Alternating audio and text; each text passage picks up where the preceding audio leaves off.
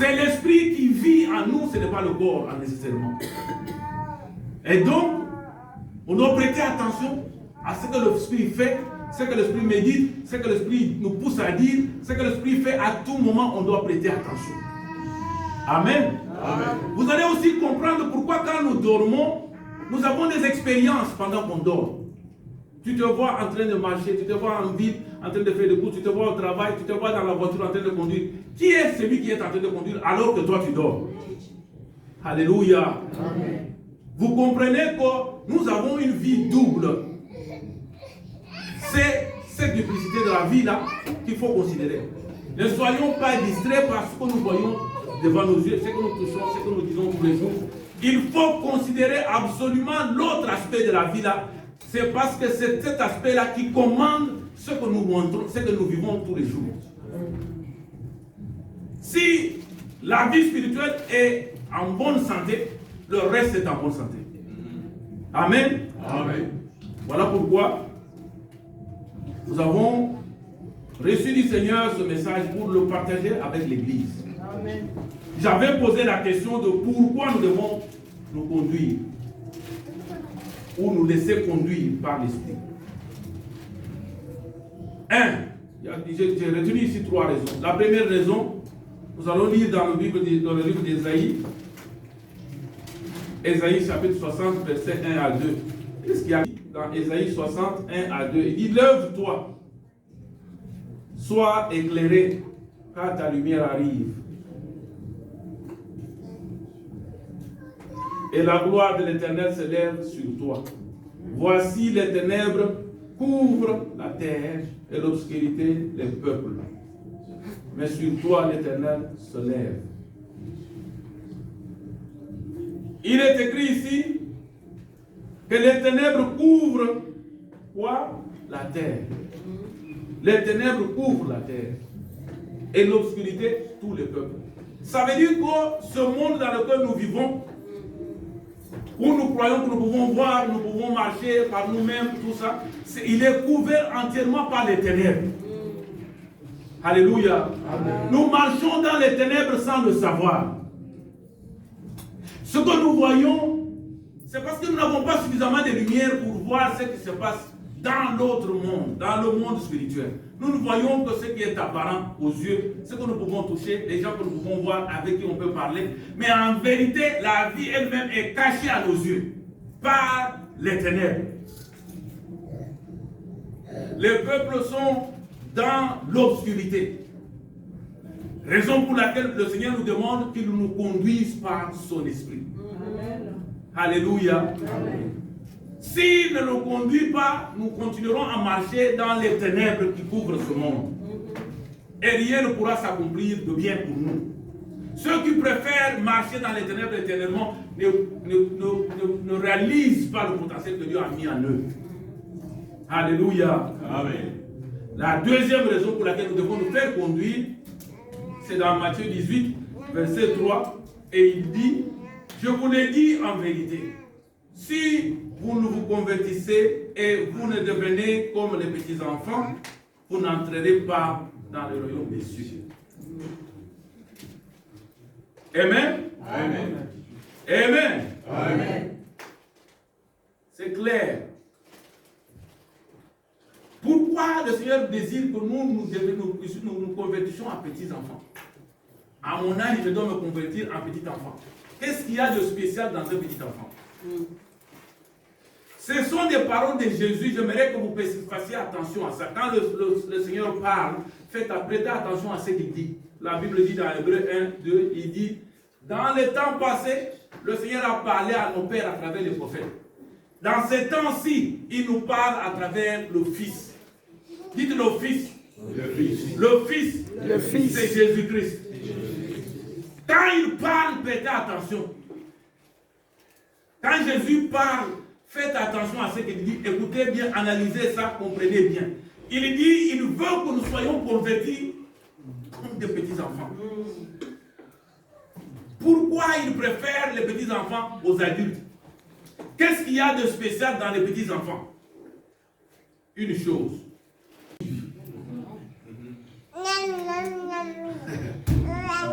Alléluia. Amen. Il dit, mes brebis entendent ma voix. Je les connais et ils me suivent. Les brebis doivent suivre le berger. Amen. Amen. Mais j'ai une question pour vous, Église. Pourquoi le Dieu qui a créé l'homme si intelligent, le Dieu qui nous a appelés, qui nous a sauvés, qui nous a lavés de nos péchés, nous compare aux brebis? Qui a déjà été autour des brebis? Qui connaît comment les moutons se comportent? S'il y a un animal, ah, voilà, c'est très bien. Parce qu'il a vécu dans la maison, on a élevé des moutons. Alléluia. Amen. Ouais, papa avait des moutons. Et nous savons la différence entre les moutons et les chèvres. Alléluia. C'est l'animal le plus bête de tous. Alléluia. Je vous dis la vérité, si tu ne conduis pas la brebis là, elle ne bouge pas. Tu ne la pousses pas, elle ne bouge pas. Il faut que quelqu'un soit devant, il faut qu'elle suive. C'est ça la bêtise de la brebis. Mais pourquoi Dieu qui a mis en nous son intelligence nous compare aux brebis? Alléluia. Certaines de ces choses méritent qu'on réfléchisse un peu plus que ce que nous faisons d'habitude. Pourquoi Dieu va nous appeler nous brebis? L'un de ces animaux le plus bête qui ne comprend rien à rien, qui a besoin de se faire conduire à tout moment. Il y a pas... Je dis, vous laissez la brebis ici à jeun. Elle va rester là, affamée jusqu'à ce que toi tu deviens pour la conduire. Mais Dieu dit, mes brebis, il nous appelle brebis. Pourquoi? Parce qu'il sait bien, il connaît ce monde est complètement couvert de ténèbres. Alléluia. Seuls nous ne pouvons pas marcher. Si nous marchons, nous croyons que nous marchons, c'est pour tomber quelque part après. Vous marchez quelques kilomètres, vous êtes par terre. Vous ne savez pas où vous êtes. Alléluia. Alléluia. C'est pourquoi nous expérimentons beaucoup de ces choses que nous expérimentons dans la vie et nous accusons les gens à gauche, à droite, des sorciers, des familles, des ceci. Nous trouvons toujours des raisons pour trouver pour ce qui nous arrive. Mais la première raison est dans notre propre conduite. Alléluia. On ne se soucie jamais de savoir ce que le Seigneur veut pour nous. Nous connaissons tout, nous décidons tout, nous sommes capables de tout. Et nous croyons que nous pouvons vivre sans lui. Voilà pourquoi beaucoup de choses nous arrivent en tant que chrétiens. Alléluia. Amen. La vie que nous menons, ce n'est pas la vie qui est dans le cœur de Dieu pour nous. Peuple de Dieu, ce que nous connaissons, les expériences que nous avons dans la vie, ce n'est vraiment pas ce qui est dans le cœur. Dieu désire que chacun de nous prospère. Dieu désire que nous soyons dans l'abondance. Dieu désire que nous puissions marcher droit, que nous soyons vainqueurs sur les maladies, sur toutes les conditions possibles qui nous gênent dans ce monde. Le Seigneur nous a donné la possibilité de marcher dessus. La seule difficulté que nous avons, c'est de vouloir marcher sans lui. D'aller chercher ces choses sans lui. De croire que nous connaissons, que nous sommes capables de vivre sans Dieu. Et nous ne prenons jamais assez de temps pour le chercher, pour demander de nous conduire.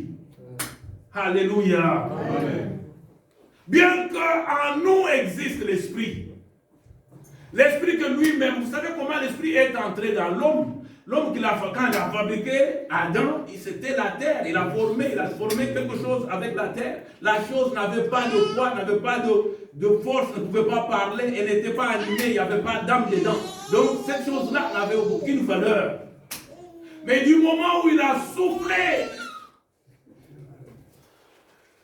la vie est venue et on l'appelle Adam. Alléluia. Amen. Alléluia. Amen. Vous comprenez pourquoi quand on dit accueilli, accueilli c'est le souffle de Dieu qui est parti. Alléluia. Amen. Il est rentré vers Dieu dans les cieux. D'où il est venu. Le souffle est venu de la bouche de Dieu pour rentrer dans l'homme et donner vie à ce corps qui a été formé. Si vous ne tenez pas compte de ça, que la vie qui est en nous ne nous appartient pas, c'est la vie de Dieu. Donc nous devrions aussi prêter attention à comment nous marchons. Qu'est-ce que nous faisons chaque jour de notre vie? Comment nous arrivons à obtenir ce que nous avons dans nos mains, si ce n'est pas par Dieu? Alléluia. Amen. Et nous ne pouvons pas nous contenter de ce que nous avons, mais de savoir comment nous nous comportons, comment nous marchons, sous quelle direction, qui nous donne la direction pour vivre sur cette terre. Si ce n'est pas Dieu. Alléluia. Amen. Peuple de Dieu, le Seigneur dit, ceux qui sont conduits par l'Esprit de Dieu sont les fils de Dieu. Amen. Donc la définition du Fils de Dieu est liée à la manière dont nous marchons. Amen. Amen. La manière dont nous marchons détermine si nous avons la qualité de Fils de Dieu ou nous ne l'avons pas. Vous voyez, malheureusement, l'écriture en français est abrégée. Et en anglais, ça continue. Dans Romains 8, quelqu'un nous lise Romains 8, 1. Il dit, lorsque Jésus fut descendu de la montagne, une grande foule le suivit, et voici un de... Non, pardon. C'est Romains 1. Et non selon la chair. Donc, il ne suffit pas d'être en Jésus. Mais il faut aussi marcher par l'esprit. Non pas par la chair. Donc, cette qualification-là est importante. Pour dire que, bien qu'on soit dans le Seigneur, qu'on soit en Christ, qu'on soit sauvé, nous avons besoin de marcher selon l'Esprit de Dieu. Car l'Esprit de Dieu connaît où il nous amène. Il connaît ce qu'il y a devant nous, que nous devons voir aujourd'hui. Il connaît ce qui nous attend devant. Combien de gens attendent de nous? Combien de gens attendent notre assistance? Combien de gens aussi vont intervenir dans notre vie? Il connaît où nous amener, dans quelle maison, chez qui nous amener pour obtenir l'assistance de lui. Car Dieu peut mettre de l'argent dans les mains de quelqu'un d'autre pour toi. Amen. Alléluia. Amen. Dieu enrichit des gens simplement parce qu'il sait que toi tu vas passer par là. Alléluia. Amen. Ah, que le Seigneur vous enrichisse aussi. Amen. Ah, c'est que le Seigneur vous multiplie aussi. Amen. Que le Seigneur mette ses bénédictions dans vos mains. Amen. Ah, il faut que vous ayez quelque chose pour pouvoir aider quelqu'un d'autre. Amen. Amen. Si le Seigneur vous a placé là où vous êtes, ne croyez pas que c'est par hasard. Dieu a des plans que nous pouvons connaître, que nous pouvons voir. Mon grand frère peut le témoigner. Alléluia. Amen. Il peut le témoigner. J'étais à Kinshasa, sans problème. Je m'occupais d'autres choses. S'il y a quelqu'un qui est arrivé en Amérique par la force de Dieu, c'est moi. Sans le vouloir. Je n'ai jamais voulu partir du Zaïre pour aller aux États-Unis. Jamais. Mon Dieu m'entend. Je pars à la chair ici.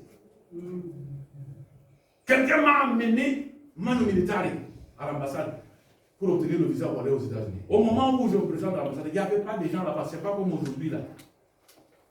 Parce que nous avions tous espoir au moment où moi je partais. On avait tous espoir que les choses allaient s'améliorer, que la situation allait changer tout de suite et tout. Et puis c'était au moment où j'ai terminé l'université, j'ai fait 4 ans sans travailler. J'étais à plat et voilà le Seigneur met un peu de moyens dans mes mains. Je commence à respirer. Je retourne à ma vie normale. Je me dis, bon Seigneur, merci, maintenant je peux respirer. Je vais encore prendre un taxi. Je vais encore me réjouir. Parce que les 4 ans de galère sont passés.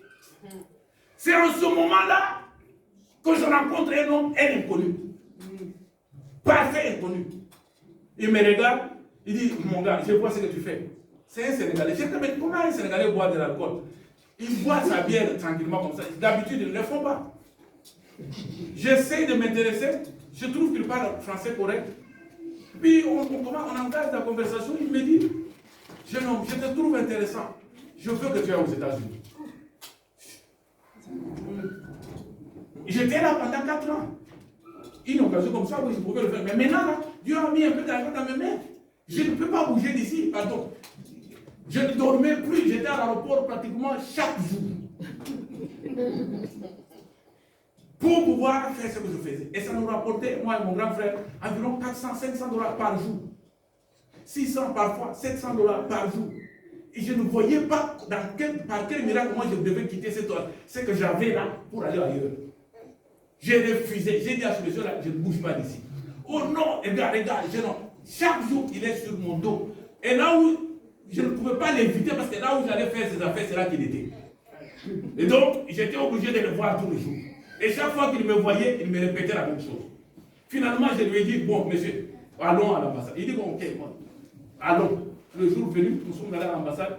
Dans mon cœur, voici ce qui s'est passé. Je me disais qu'on refuse cette affaire-là, qu'on me refuse le visa, comme ça, ce monsieur va me laisser tranquille. Alléluia. Amen. Les plans de Dieu, mes amis, ce n'est pas nos plans, nous. Ce que Dieu prépare, ce n'est pas ce que toi tu crois là.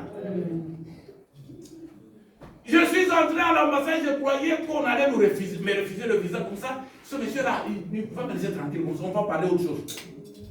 Je rentre, je n'ai pas fait 15 minutes. Ce monsieur s'était arrangé, c'est un ancien professeur d'université aux États-Unis, il a fait 20 ans là-bas. Il est revenu au Congo pour des investissements. Voilà comment moi je vais le rencontrer. Dieu me l'a envoyé. J'arrive là-bas, on dit on t'attendait. Je remets mon truc, mon passeport. Il n'a pas fait 15 minutes de visa comme celui-là, mis le cachet, on m'a donné le visa. Payé $56, je me rappelle encore, $56. J'ai payé l'argent là, on m'a donné le passeport avec visa dedans. J'ai dit, pour aller où? Nous sommes en 91, il n'y a pas de Congolais, à New York. En 91, qui est ce Congolais fou qui devrait aller aux États-Unis? Sauf c'est pour les études, tu vois, pour les études que tu rentres, il n'y avait pas de Congolais qui allaient faire l'aventure aux États-Unis. Il n'y en avait pas. Mais voilà, je sors, je trouve le monsieur, il me dit, ça va? Je donne, tu ne connais pas, je lui donne, je lui ai seulement tapé le passeport, il regarde, c'est le visa, oh voilà, ça va. Je dis, monsieur, vous, tu ne connais pas. Bon, moi, on se sépare ici, on se voit le soir. Je suis parti. J'ai laissé cette histoire-là sur mon lit pendant 2 semaines. Même mon ami qui dormait avec moi là ne connaissait même pas qu'il y avait le visa dans ce passeport. Personne ne le savait. J'ai fait 2 semaines. Je ne parlais pas à quelqu'un parce que mon cœur n'y était pas. Voici comment les choses se passent. Je suis parti du Congo, j'arrive aux États-Unis au mois de mars 91. Vous, ceux qui ont l'âge, qui savent ce qui s'est passé en 91, au mois de novembre, il y a eu pillage, pratiquement tout s'est renversé. Tout ce qu'on faisait, le travail que je faisais, tout ça là, c'était renversé, sens dessus, sens dessous. Il n'y avait plus rien. J'appelle mon grand frère qui est resté derrière, qui faisait tout. Il dit, il n'y a plus rien ici, le travail qu'on faisait là, il n'existe plus. Voilà comment Dieu intervient. Alléluia. Amen. Vous ne pouvez pas savoir ce que Dieu prépare. Si j'avais des yeux spirituels pour voir ce que Dieu me préparait, à quoi il me préparait, j'avais compris. Malheureusement, je ne pouvais rien. Je suis parti avec un cœur qui pèsait au-dedans de moi. J'arrive aux États-Unis, voilà comment Dieu travaille. J'arrive, le ticket que j'avais acheté à l'aller-retour, quelqu'un prend mon ticket retour, il disparaît avec. Les difficultés qu'on me présentait, si j'avais ce ticket-là avec moi, je serais retourné aux Zaïre. Mais Dieu a arrangé quelqu'un pour venir me voler le ticket. Alléluia. Amen. Si vous croyez que tout ce que vous faites là, c'est parce que vous contrôlez, que le Seigneur vous aide. Amen. Alléluia, que le Seigneur vous aide. Celui qui a conduit l'Esprit de Dieu peut te conduire en toutes choses, de la manière la plus spectaculaire, où vous ne pouvez pas croire que Dieu est là avec vous. Pendant tout ce temps, tout ce que j'ai raconté ici, la main de Dieu était sur moi, je ne le savais pas. Je ne le savais pas. C'est plus tard, maintenant, là, que je comprends que réellement la marche était avec le Seigneur lui-même. Amen. Amen. Ce qui m'a permis de faire, je n'aurais jamais eu la chance de le faire au monde. Amen. Amen. Oui, parce que nous voyons ce qui se passe chez nous. Les amis sont partis. Beaucoup de mes amis ne sont plus. Qui dit que moi je devrais être en vie? Qui dit ça? Personne. Parce que nous ne savons pas ce que Dieu nous prépare. Nous devons dans cette vie-ci désirer nous faire conduire par Dieu. Mais voilà, je dis vers où le Seigneur nous amène? Vers les pâturages verts. Amen. Alléluia. Amen. Psaume 23, 2 à 3 dit, il me fait reposer dans les verts pâturages. Il me dirige près des eaux paisibles. Il me conduit dans les sentiers de la justice à cause de son nom. Amen. Quand l'Esprit de Dieu vous conduit dans les pâturages verts. Alléluia. Amen. Là où vous n'allez pas trop vous plaindre, car il a pourvu pour vous. Il y a des moyens là où vous amène. Voilà pourquoi nous aimons nous laisser conduire par lui, car il connaît au bout du chemin. Il y a la provision pour vous. Ne vous arrêtez pas à mi-chemin. Ne cherchez pas de solution en mi-chemin pour dire, voici, je vais faire ceci. De vous-même, sans que le Seigneur ne vous le parle. Alléluia. Amen. Souvent, lorsqu'on change de direction en mi-chemin, nous nous détournons de la voie du Seigneur. Il nous conduit là où il fait beau temps. Il nous conduit là où il y a la paix, là où il y a la joie, dans sa présence. Car quand il nous tient à la main, il a pris Abraham de là où il est, dans la maison de ses parents, dans son pays. Il l'a amené là où, partout il l'a amené. Il l'a amené dans l'abondance. Amen. Alléluia. Amen. Abraham, par la foi, n'a cru, il n'a fait que croire à ce que le Seigneur faisait avec lui. Il n'y avait pas de choix. Il a dit, mais vous croyez, nous avons l'histoire d'Abraham pour mieux comprendre ce qui s'est passé avec lui. Mais lui, en ce temps, quand Dieu marche avec lui, il n'avait personne. Alléluia. Amen. Voilà pourquoi c'est par la foi qu'aujourd'hui tu vas prendre la décision de te faire conduire par l'Esprit de Dieu. C'est par la foi, ce n'est pas par la force, ce n'est pas par la puissance, mais par la foi. Tu dois seulement croire que Dieu doit me conduire. Amen. Dis-toi que moi je dois me faire conduire par Dieu. Alléluia. Amen. Car s'il te conduit, tu ne vas jamais te tromper. C'est lorsque nous décidons de prendre des choses en main par nous-mêmes que nous nous trompons. Nous nous trouvons dans les difficultés. Nous n'avons plus le moyen de continuer le chemin. Il y a des choses qui arrivent qu'on ne peut plus contrôler parce que le départ était mauvais. Nous sommes partis de nous-mêmes par la simple décision que nous avons prise. Amen. Amen. Dieu veut nous conduire lui-même. Il a conduit Israël depuis l'Égypte jusqu'à Canaan. Alléluia. Amen. De quelle manière ils ont marché? Est-ce qu'ils croyaient qu'ils pouvaient arriver? Mettez-vous en tête, marcher dans le désert pendant 40 ans. Ils ne pouvaient jamais s'en sortir. Mais parce que Dieu était au milieu d'eux, Dieu les conduisait lui-même, ils sont arrivés à destination. Alléluia. Amen. Que le Seigneur vous amène aussi à destination. Parce que le Seigneur vous amène à destination. Que le Seigneur brille dans votre vie. Qu'il fasse éclater sa lumière dans votre maison. Que le Seigneur marche au-devant de vous. Qu'il vous conduise par sa puissante main au nom de Jésus. Amen. Il est difficile à discerner quand Dieu parle. Mais pour ceux qui viennent dans sa présence, il n'y a qu'un seul moyen de savoir distinguer la voix de Dieu et les autres voix. Amen. Amen. Un habitué, je parlais ici de l'esprit qui est en nous, la vie qui est en nous. Cet esprit qui est en nous est venu de Dieu. Il est sensible à la voix de Dieu. Mais malheureusement, il est enveloppé par ce corps. Ce corps qui est faible, qui l'empêche, qui a des désirs, qui empêche à l'esprit de s'élever pour pouvoir rester à l'écoute de Dieu. Alléluia. Ça fait la difficulté que nous avons d'écouter la parole, la voix de Dieu. Alléluia.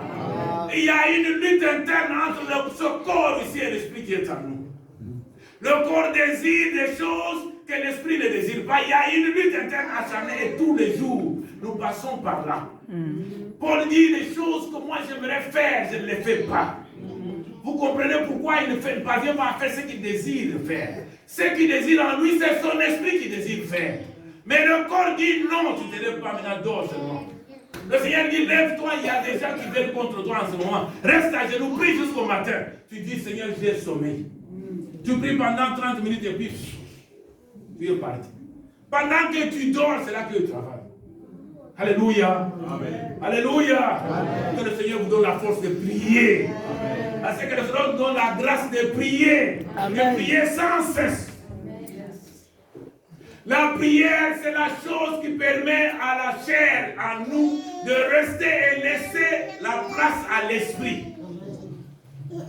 L'esprit de l'homme est préparé pour rester en contact avec le Créateur, d'où il est venu. Il est appelé à rester en contact permanent avec Dieu.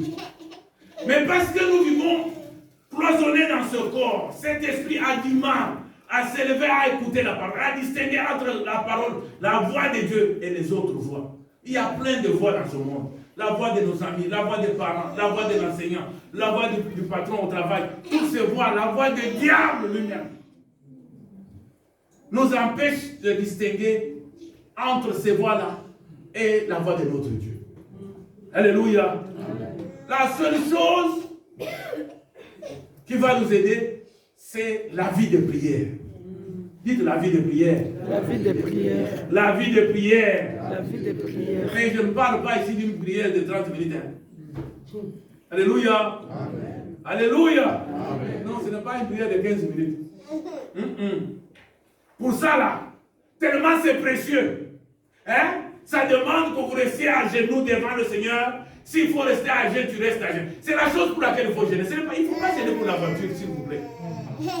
Alléluia. Vous gênez pour la maison, la voiture. Non, mais c'est ça là, c'est autre chose. Dieu donne même à ceux qui ne prient pas. Vous croyez que vous avez besoin de gêner 40 jours pour avoir une voiture, pour avoir une maison? Non. Vous allez m'excuser pour ça. Je vous jure, ce n'est pas dans ça que Dieu nous attend. Car s'il te conduit, il va te conduire là où il y a la voiture. Alléluia. Il va te conduire là où il y a la maison. Alléluia. Les choses que je désirais au Congo, auxquelles j'avais du mal à accéder, aujourd'hui, ce n'est rien ça. Ce n'est rien. Acheter une voiture, tu travailles seulement, tu vas acheter une voiture. Est-ce que ça doit être une histoire où tu restes comme ça, tu te poses pour 40, 50 jours pour prier seulement pour la voiture? Non. Il faut travailler. Tu travailles dur, tu vas acheter une voiture. Tu travailles dur, tu es discipliné, tu vas acheter une maison. Amen. Amen. Là où il faut prier, gêner, c'est pour dominer la chair qui est en nous. Amen. Alléluia. Amen. Là où il faut prier, demander à notre Seigneur, c'est la grâce pour dominer la chair. Quand la chair est dominée, l'esprit s'élève, l'esprit est en contact avec le Seigneur. Le Seigneur vous dit ce qu'il faut faire chaque jour. Il vous conduit, il vous dit, voilà, aujourd'hui vous allez faire ci, vous allez faire cela. Amen. Amen. Kora, kera, kora, kera. Oh, glory. Sara, kora, sia. Era, kora, sia, kora. Glory.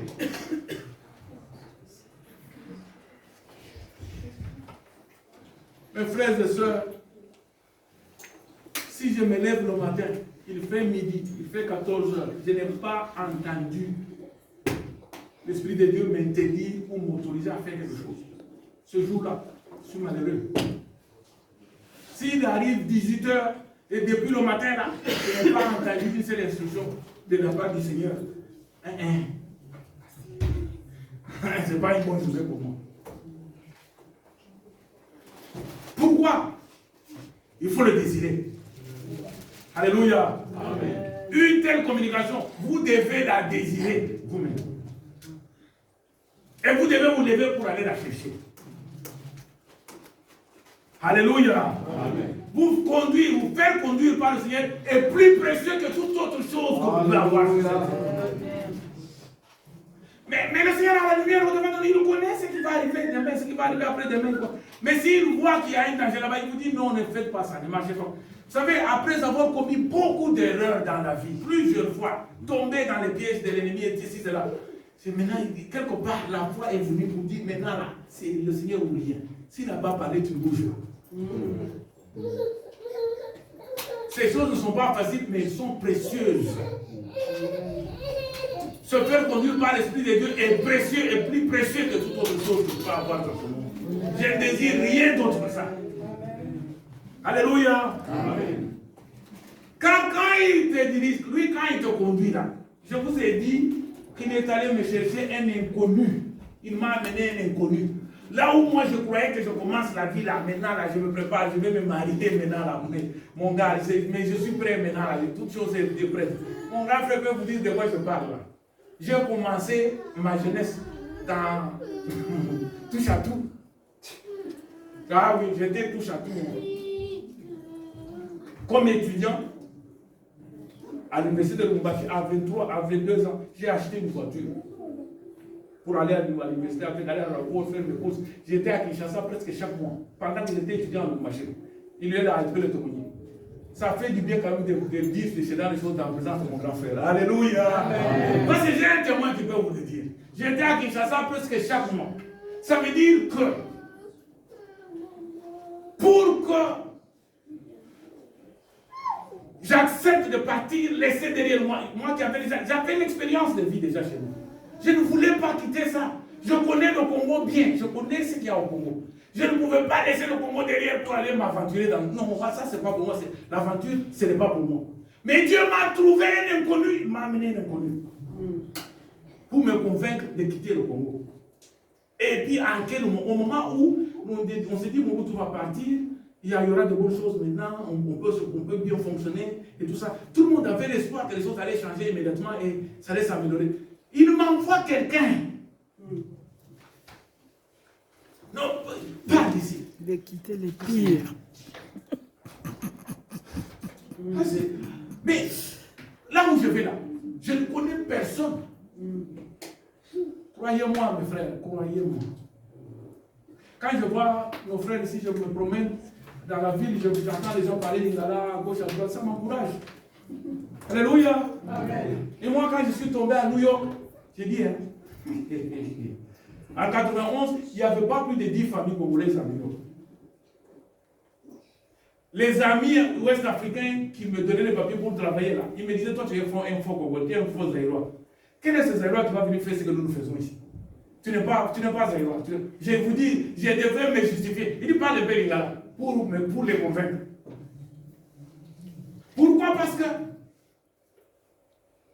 Dieu a voulu que ça soit comme ça. Ce n'est pas moi. J'ai dit, moi je suis dans le monde occidental par la volonté de Dieu. Ce n'est pas moi. Amen. J'ai dit, ce n'est pas moi, parce que moi j'avais touché à toutes choses au Congo. J'avais touché à beaucoup de choses. Je savais comment me battre pour vivre. Donc, comment je me suis retrouvé ici? Dieu l'a fait. Donc, ce que je cherchais à avoir au Congo, Dieu me l'a réservé aux États-Unis. Amen. Amen. Quand il te conduit, il prépare ce nouveau milieu pour toi. Quand il t'envoie dans une maison, vivre dans cette maison-là, Dieu a préparé quelque chose dans cette maison. Quand il t'envoie vers quelqu'un, il a préparé quelque chose dans la main de cette personne. Il sait que c'est ta bénédiction. Attache-toi à la personne. S'il dit sépare-toi de cette personne, sépare-toi de la personne parce que c'est un empêchement pour toi. Alléluia. Amen. Arrêtons de trop réfléchir. Dieu ne parle pas à notre tête, il parle à l'esprit. L'erreur que nous commettons tous, c'est de croire qu'en réfléchissant, on va trouver la solution. La solution n'est pas dans la réflexion. La solution, c'est une révélation divine. Amen. Alléluia. Amen. Dieu va envoyer une idée dans ta tête, ça tombe comme ça, boum, tu ne sais pas d'où ça vient. Lève-toi maintenant, va voir terre. Ça vient d'où? Oui, Dieu a parlé. Oh non, c'est peut-être moi qui pense. Non, Dieu a parlé, il te dit lève-toi, va voir telle personne. Amen. Amen. Il peut t'envoyer quelqu'un d'inconnu, il va te parler. La personne va te parler de quelque chose à laquelle tu ne penses pas du tout. Mais ce qu'il te dit là, c'est la voie qui mène vers ta bénédiction. Amen. Alléluia. Amen. Voilà pourquoi notre esprit qui est en nous doit être préparé suffisamment pour reconnaître lorsque Dieu vient comme ça. Alléluia. Amen.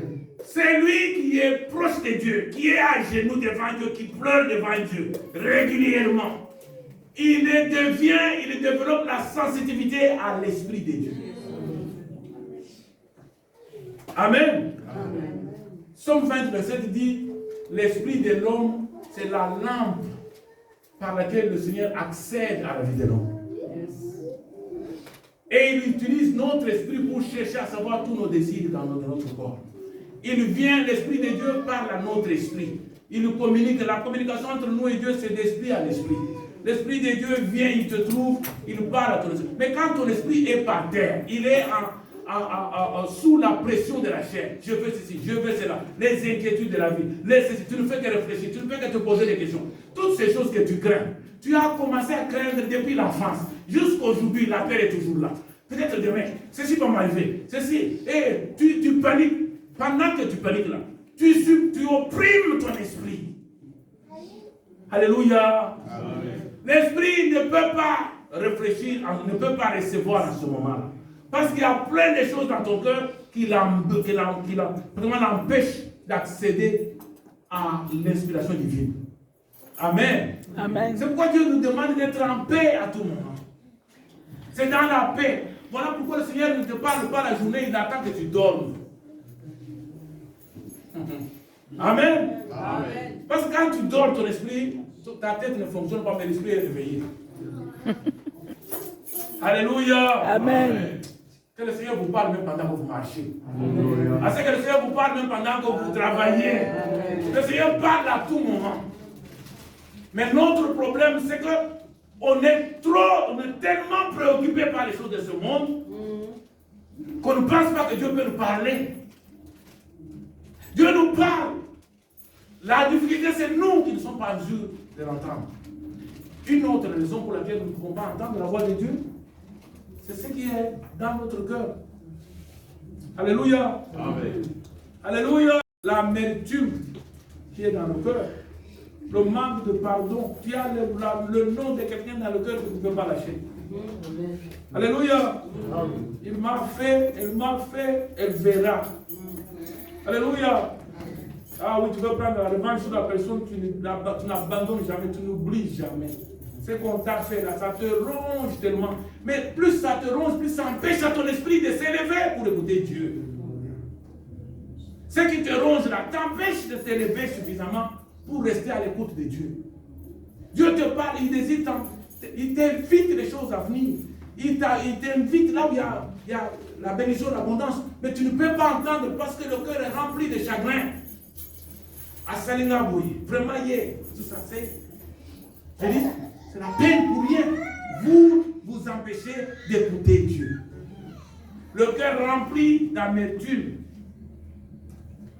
de chagrin, de rejet. Moi, on m'a rejeté. Moi, Balinganga était moi, ceci, moi. Ces choses-là, si ces choses remplissent le cœur de l'homme, tu ne peux pas entendre. Il y a des murmures dans le cœur. L'Esprit de Dieu ne marche pas avec ça. Amen. Amen. Amen. Amen. Oui, parce qu'il y a des conditions. Ne croyez pas que Dieu parle seulement. Non, non, non. Lui, il parle, mais maintenant, pour que toi, tu entendes. J'ai dit qu'il faut libérer l'esprit. Alléluia. Amen. Ton esprit doit être totalement libre. Voilà pourquoi il nous invite à la joie, même pendant les turbulences. Pendant que les choses ne marchent pas. Il t'invite à être dans la joie à tout moment. Parce que dans les turbulences, là, il peut venir te dire, je te sors de là. Mais s'il te parle, je te sors de là, mais toi tu n'es pas en mesure de l'entendre, tu ne sortiras jamais de là. Alléluia. Amen. Alléluia. Amen. Chacun de nous est appelé à travailler pour que son esprit s'élève. Dieu ne parlera pas à ta tête qui réfléchit là. Non, il ne parle pas à la tête. Il ne parle pas non plus à tes désirs personnels, il parle à l'esprit. Mais l'esprit doit être en mesure de recevoir le message. Amen. Que le Seigneur nous bénisse. Je dis que le Seigneur nous bénisse. Amen.